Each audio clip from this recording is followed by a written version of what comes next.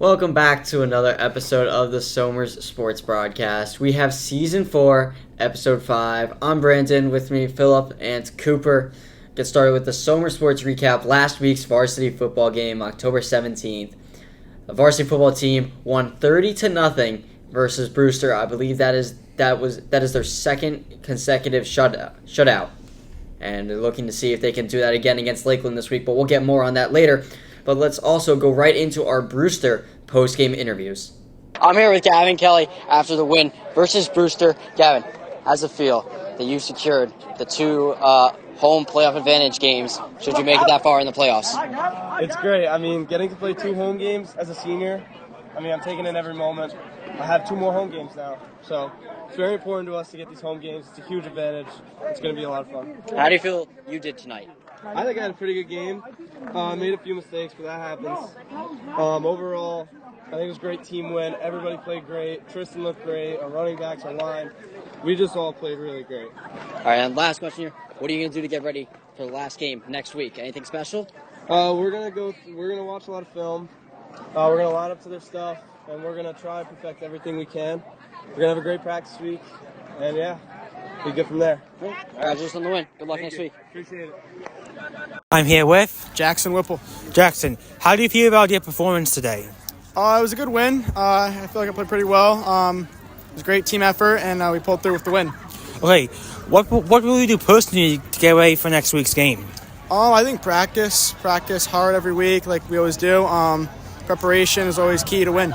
Yeah, true. The first half seemed like it was off to a slow start with not a lot of scoring.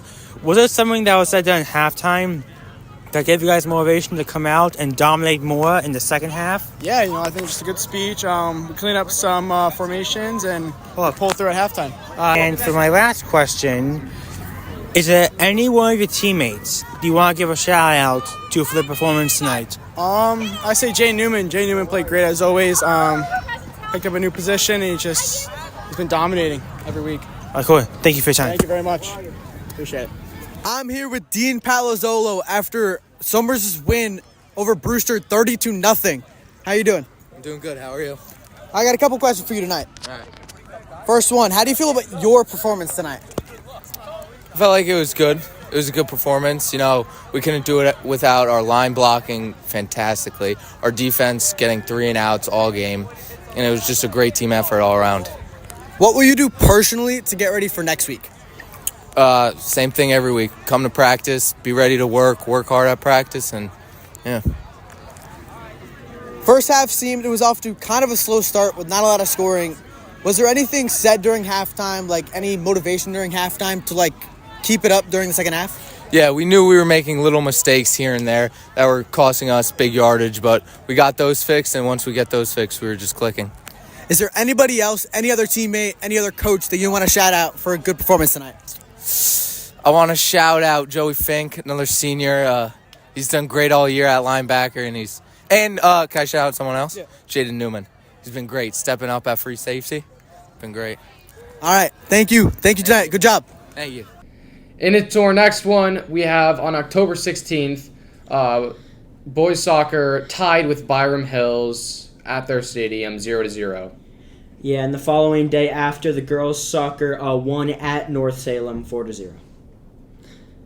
October 18th, Saturday, girls soccer lost at Mayapack 2-1. And then on October 16th, field hockey destroyed Panis 7-0. Yeah, and that actually, the same day, girls volleyball unfortunately lost to Byram Hills 3-2. But 2 days later, on October 18th, girls volleyball came back with a win at Yorktown 3-1. All right, so coming up is Somers at Lakeland, and let's just start with predictions. So I think that it's not going to be a shutout, and I do think Lakeland's going to put some points on the board, and I have Somers winning 35-14.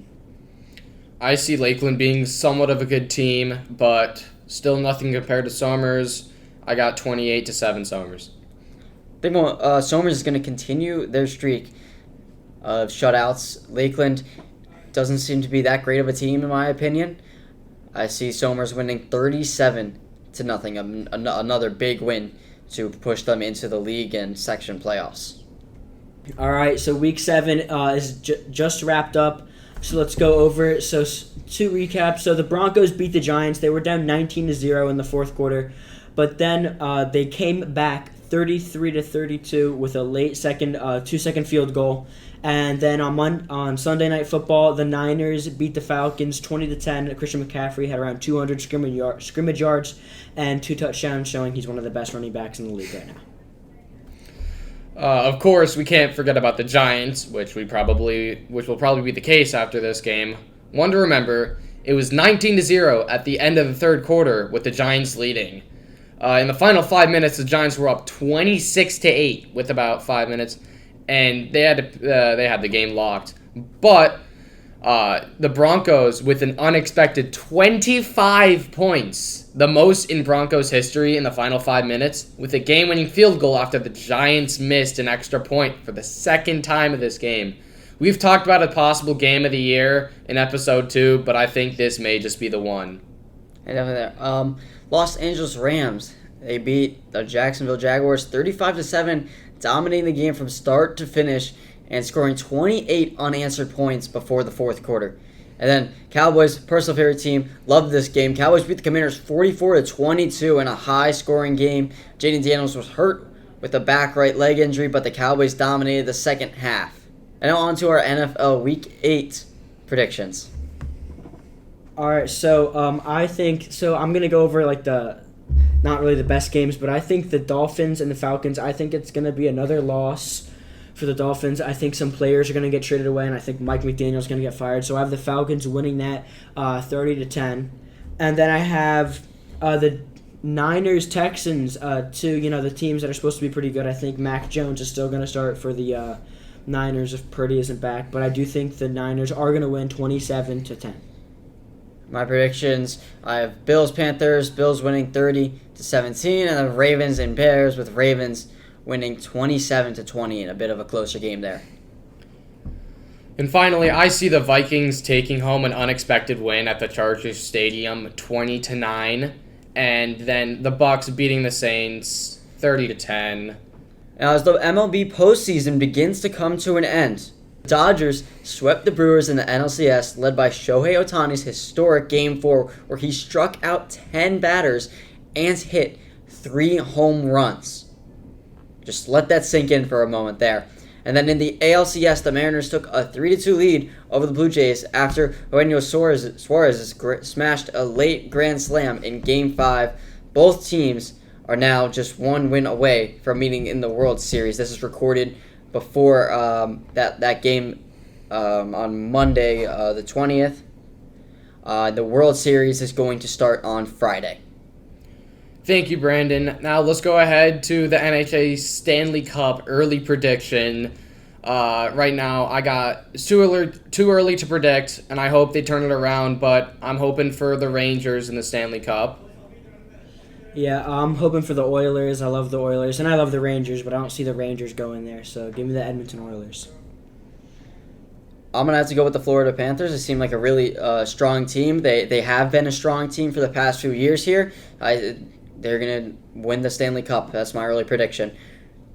Now we'll get more into NHL as the season progresses and we begin to get into the meat of the season, but I believe we're only 2 to 3 weeks in here now, so more to come on that. But that is going to wrap it up for this episode. Thank you so much for watching. Make sure to tune in tomorrow night to the Somers at Lakeland game. Will be on our YouTube channel, same channel you were watching this video on right now. And we are the Somers Sports Broadcasting Club. See you next week.